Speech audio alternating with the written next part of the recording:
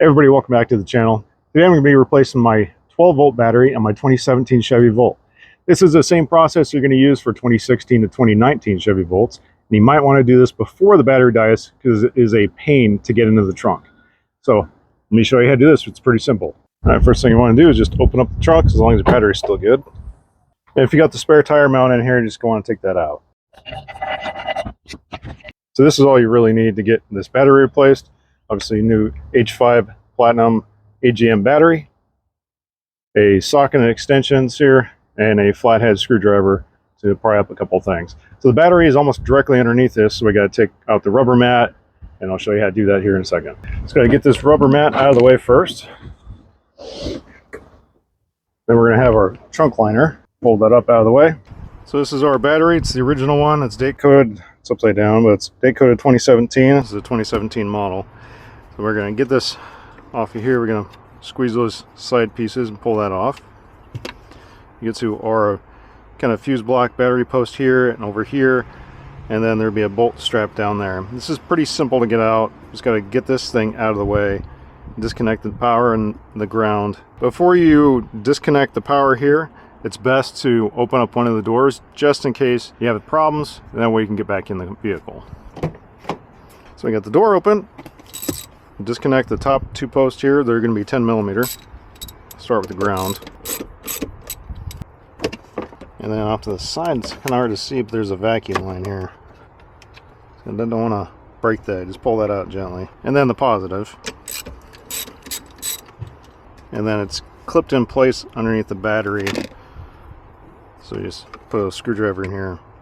Pry this up a little bit to loosen those clips. Once they're loose, wiggle this back and forth a little bit. Now get out of the way.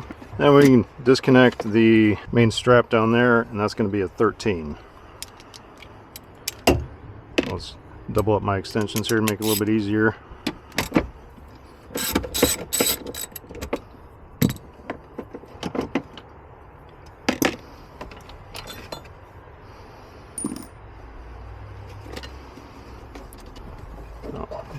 Get this block out of the way from that strap, and we gotta try to finagle it out of this hole.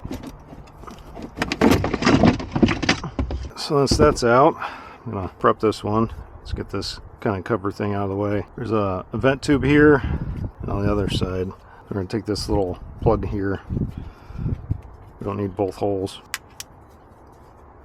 I'm gonna plug this side. Just going to use that vent tube. Now we just got to put it back in this hole here. Again, it's kind of a tight fit.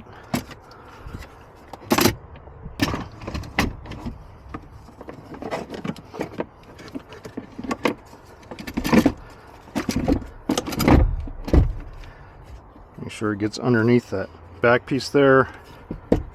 Put this block back in place. The strap. Bolt.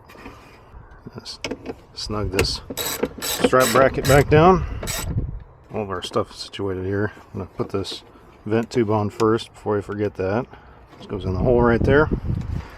Put our positive back on top. Clicks back in place. We'll tighten that. Put that cover back on because I don't want to ground anything out. I don't want to. There we go. Pull our little release for the negative. Put the negative on. And then tighten that. And of course, one of the last things we want to do is make sure that battery didn't mess anything up. We're going to get in the car here.